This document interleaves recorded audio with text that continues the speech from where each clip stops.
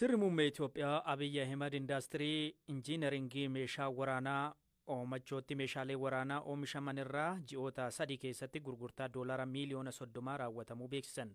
Abiyyi Ahimad waggoota lamaan darban hojiilee haaromsa oomachootti hojjetamanii fi meeshaalee ammayyaa dhaabamaniin biyyattiin humna taankii oomishuu horachuu himan. ከዚህ ቀደም ኢትዮጵያ ውስጥ በተወሰነ ደረጃ ጥይት መሳሪያ የማምረት ሙከራዎች amma dura Itoophiyaa keessa yaalii rasaasa oomishuu agitee tureera.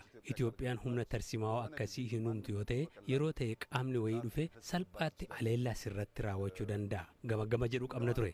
Bara 2014 rasaasa bitaa turre. Bara 2015 kaaseedha warshicha dhaabuu kan jalqabne. Egaa akkuma argitanii Itoophiyaan har'a kilaashii, bireenii, snaayiparii, diishqaa, taankii fi meeshaalee waraanaa madfiiwwan gosa kamuu ofiif qofa osoo hin taane gabaadhaaf haala gahaa ta'een sirna ammayyaa fi roobootiksiin bifa baratamaa duraanii osoo hin taane sa'aatiitti hedduu kan oomishu humna akkasii ijaarrachuu dandeesseedha. Mooraan isaa dandeettii isaa waan Itoophiyaa madaaludha. Itoophiyaan humna akkasii qabaattee arguun hedduu namatti tola. Kilaashii ni oomishna, snaayiparii ni oomishna, bituu keessaa baanee oomishinee warra kaaniif biyya gurguru ta'uun keenya kunis yeroo gabaa waggaa lama guutne keessatti ta'uu isaatiin kabajaa fi gammachuutti natti dhaga'ama. ሀገር መሆናችን እና በጣም በአጭር ጊዜ ውስጥ 2 ዓመት ባልሞላ ጊዜ ውስጥ ይሄ አቅም ተገንብቶ በማየቴ በጣም ከፍተኛ ክብርና ደስታ ይሰማኛል። አሁን ኢትዮጵያ ስጋት የለባት። amma Itoophiyaa yaaddoon qabdu ijoollee sammuu qaban qabdi, loltoota goota ta'an qabdi, galtee wajjii wal qabatee hanqinoota qabdu sadarkaa guutuu jedhamu furtee jirti. Amma dura loltuuf huccuu alaa galchina ture, kophees alaa galchina ture, rasaasas alaa galchina ture. Amma raayyaan ittisaa huccuu isaa ni oomishata, kophee isaa ofii oomishee kan hanqatu industirii biyya keessaan guuttata. Rasaasa akkuma sila dhageessan kontiraata biyyoota biroorraa fudhateera. Ji'oota 3 darban qofa doolaara miliyoona 30 gadi hin taane gurgureera. 3 ወር ብቻ ከ30 ሚሊዮን ያላነሰ ዶላር ሽያጭ ሽጠናል። Ajajaan waraanaa waliigalaa raayyaa ittisaa Itoophiyaa Fiild Maarshaal Biraanuu Juulaa gama isaaniitiin humni indaastirii injiinaringii meeshaa waraanaa oomachootti ijaarame hojii eegale humna biyyattiitiif barbaachisuun ol galtee dhiyeessaa jedhan. Oomachoon bulchiinsota darban keessatti rasaasa oomishaa tures manca'ee akka ture miidiyaa biyyaalessaa EBC'tti himan.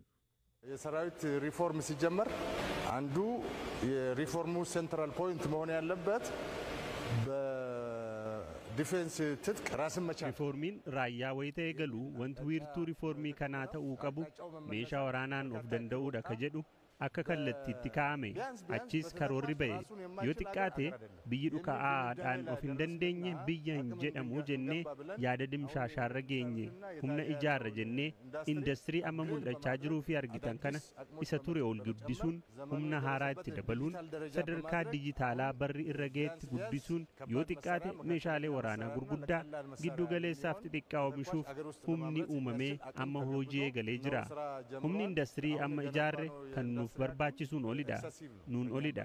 Dhalootaaf yaadnee gabaaf yaadnee hojjenne hawaasa industirii haaraa akka ijaarretti ilaalla. Sheedotni kun duris turan kan mancaan kan xuraa'an namni dhufee isaan arguuf illee kan balfu turan amma garuu akkuma industirii ammayyaa bara kanaa jijjiiramaniiru. Kanaaf as geenyeerraa jechaadha.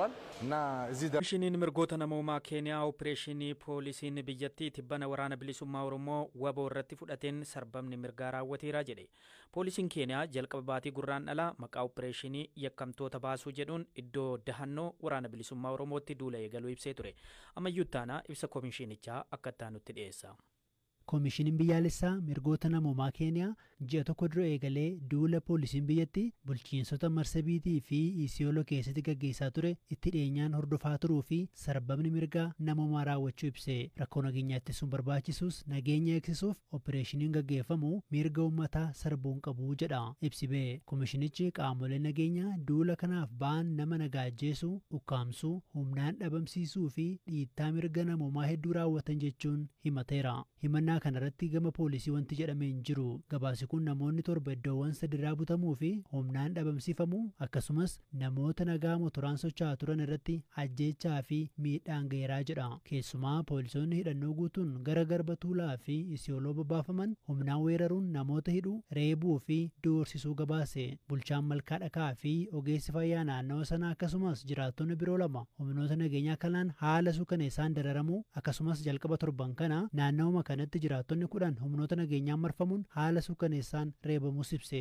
Sababa opereeshinii kanaan miidhamaa kan jiran namoota nagaa ta'uu jiraattonni kutaalee Marsabiit kana dura BBC'tti himanii turan. Jiraataan Mooyyalee tokko dhoqdhoqqee ofuun kan of jiraachisu yoo ta'u osoomaan beekiin tasuma karaa irratti humnoota nageenyaa Keeniyaan qabamee guddoo reebamuu himeera. Jiraattonni BBC'tti dubbatan biroos erga opereeshiniin kun eegalee sodaa guddoo keessa jiraachuu fi socho'uufillee yaadda'uu himaniiru. Hassan Umar bulchiinsa kutaa Marsabiit keessatti damee nageenyaa keessa hojjeta.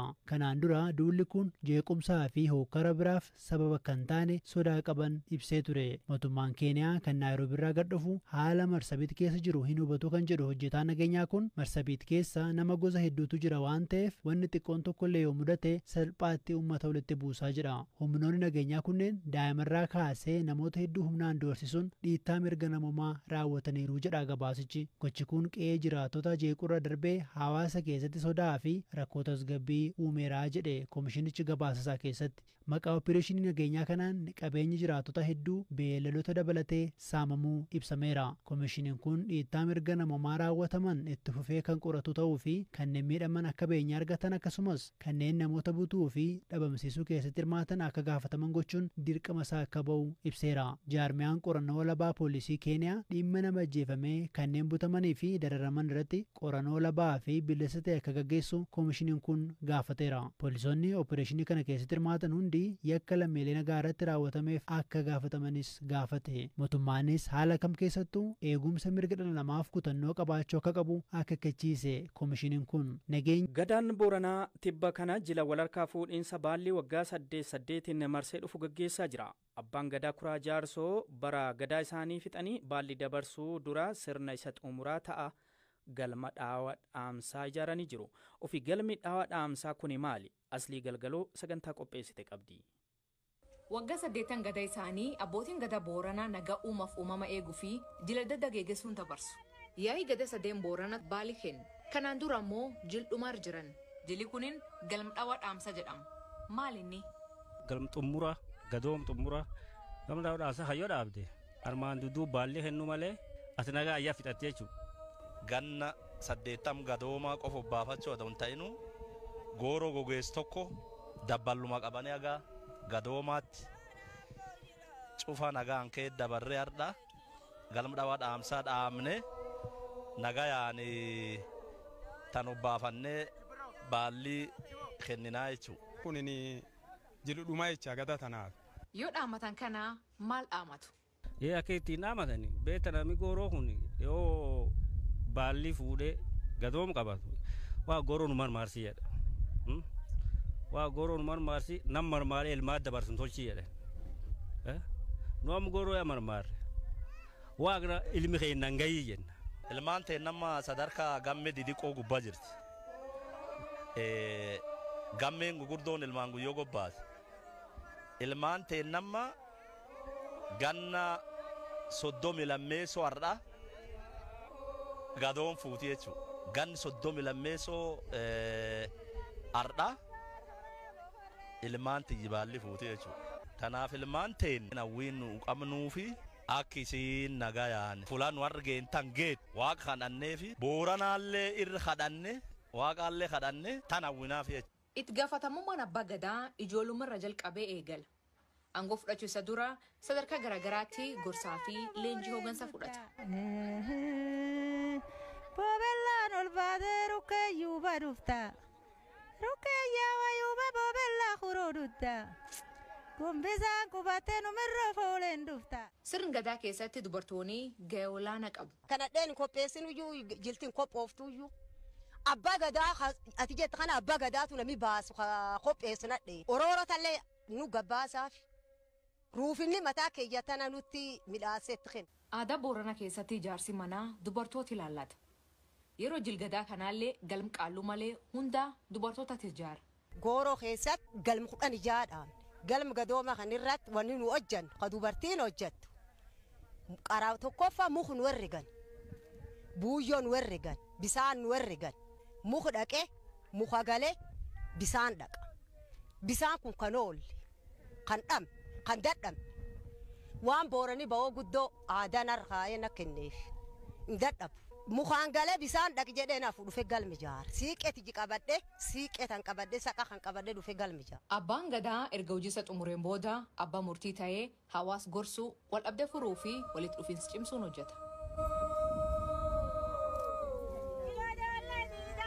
Kudha jaha gidduutti adeemsifamaa jiru ilaalchisee tilmaama kennamaa ture haalli taphaa ture maal fakkaatame? Tole Champions Leaguein Awurooppaa taphni dhagaagalaan ni jalqabaa tapha xumuraasaa kaleessa morkiiwwan ajaa'ibaatiin raawwatamee jira. Kaleessa taphoota baay'ee eegaman keessaa tokko kan PSG fi Liverpool gaggeessan ture. Akka eegame immoo hin taane Liverpool dirree Faransaayitti malee ga'umsa baay'ee gadaanaa jedhamu agarsiisee ammoo injifannoo argatee deebi'ee namni baay'ee waa'ee kanaa haasaa jira. PSG'n bara kana dorgommii gaggeesse keessaa waltajjii Awurooppaa irratti tapha ajaa'ibaa hagamta akka cimanii dhiyaachuu isaanii agarsiisu mul'isanii jiru dirree isaaniitti. Injifatamuu isaanii kana hordofee garuu leenjisaan PSG Luis Enrique Anfielditti qabxii kana ni jijjiirraa jedhee dubbatee jira. Leenjisaan Liverpool gamasaan Arne Slot abbootii carraa turre injifannee bahuu keenyaan carroomneerra waan jedhu yaada kennee jira. Dhugumatti ammoo tapha boqonnaa duraa irratti gooliin PSG'n galchee taphaan ala jedhame fudhatama dhabeera.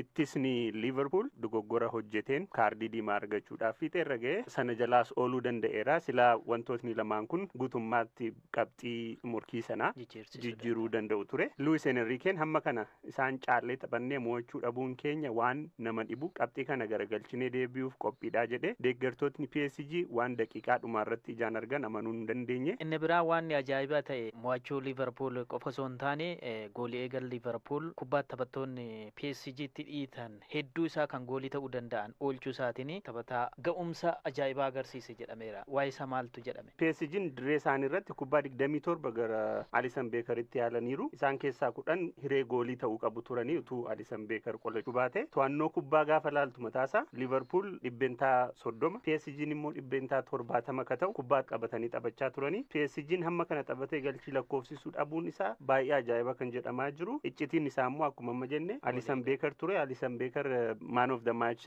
jedhamee badhaasa taphataa cimaa dorgommiidhaaf kennamu fudhatee jira. Goolii daqiiqaa 86ffaa irratti Harvey Elliott jijjiiramee galcheef gumaachi Alisson Beeker godhesi guddaa ture. Alisson Beeker kubbaa dheeraa goolii isaati dhiiteen Nunes qabbaneessee mijeessee Elliotiif kenne. Elliott immoo galchuu danda'e. Kanaaf goolii lakkaa'ame keessatti mataasaa gaheen isaa guddaa ture. Arne Slot goolii eegaa akkasii hin leenjifne. Inni goolii eegdota ciccimoo addunyaa keessaa isa tokkodha jechuun jajee jira. Daqiiqaa 86ffaa irratti jijjiiramee galee ka goolii galche Elliott mataan isaa isa malee eessa jirra laataa jechuun dinqisiifateera. Amanuuf rakkisaadha ga'umsisaa kaleessaa jedheera. Innumti Alisson mataan isaa ammoo taphoota taphata keessatti ga'umsa koo isa olaanaadha jedhee dubbatee jira. Egaa walumaa galatti Slot garee jabaa falmachuun hiree abbaa carraadha jedhee ittiin ibsee qabatee Anfielditti yeroo deebi'u deeggartootni Anfield tapha torbee dhufuuf deeggarsa dachaa amma dura gochaa turan akka godhan qabxii argatan kanas injifannoo argatan kanas akka eegsisan waamicha godhee jira. Ammoo dirree Paarisitti wanti agarsiisan tarsiimoo ittisaa qabatanii seenuu isaanii mirkaneessanii jiru. Taphoota Champions League kan biroon qabxii akkamiitu galmaa'e achirratti yaadonni jiran maal fakkaata? Egaa taphoota biroon Baarseloonaan daqiiqaawwan harka caalu ittisa isaa kaardii diimaan dhabe Kubaarsii malee Benfiikaa morkatee ga'umsa ajaa'ibaa irra jiru. Rafinaan daqiiqaa 64ffaa irratti goolii galcheen hiree bal'ifatee kaampanuutti deebi'ee jira. Morkii isa biraa darbii Muunikiin ammoo Liverkusen morkii isa biraa darbii Muunikiin ammoo Baayer Muunik Xaavi Alonsoon kaleenji'u Liverkuseniin goolii 3-0 mo'atee hiree bal'ifatee jira. Muunik dirree isaatti gooliiwwan Harii Keen 2 fi Jamaal Musiaalaa tokkoon waliigalatti 3-0 injifate. Egaa morkiiwwan mo'anii darbuu marsaa jalqabaa kanaan Aston Villa, Arsenal, Inter Milan, Barcelona fi Liverpool dirree alagaatti mo'ichaan deebi'aniiru. Kuni dirree isaanii irratti qabxii kana eegsifachuuf hiree qabu waan jedhu agarsiisa. Kanaan alas har'a taphni liigii Awurooppaa taphataman ni jira. Manchester United akkasumallee taphoonni biraa ni jiru. Isaan maaltu eegama? Egaa har'a Manchester United Real Sociedadin morkataa, Tottenhamis dirree isaan ala Alkamariin morkataa, Fenerbahceef Rangersis morkii jabaa gaggeessu. Premier League keessatti baay'ee ta'aa fi kan hin jirre Manchester United hiree bara kanattiin dagatan ga'umsa isaanii badaa kanattiin dagatan Europa League injifachuu akka ta'e ibsaa jiru. Europa League injifachuun wantoota hedduu nuuf jijjiiraa jedheera. Egaa United Maguireef Ugarte malee gara Spainitti imalee har'a morkachuuf jira. Odeessaaleen ispoortii har'aan ganu. Ayyee ulfaadhu galaan.